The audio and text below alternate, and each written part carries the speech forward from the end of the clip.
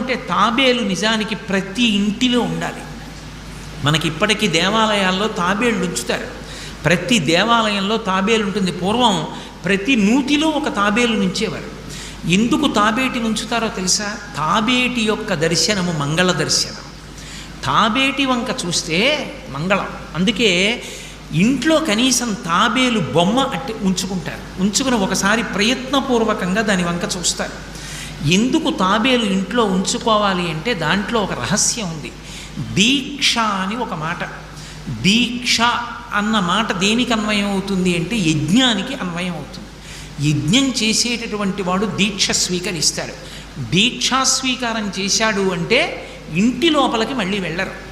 ఇక పూర్తయిన తర్వాతే ఇంట్లోకి వెడతారు. ఇల్లు విడిచిపెట్టి బయటికి వచ్చేసి దీక్షావస్త్రాలు కట్టుకొని మేళతాళాలతో యాగశాల ప్రవేశం చేస్తారు. ఇక ఎప్పుడు మళ్ళీ ఇంటికి వెళ్ళడం? ఆ యాగం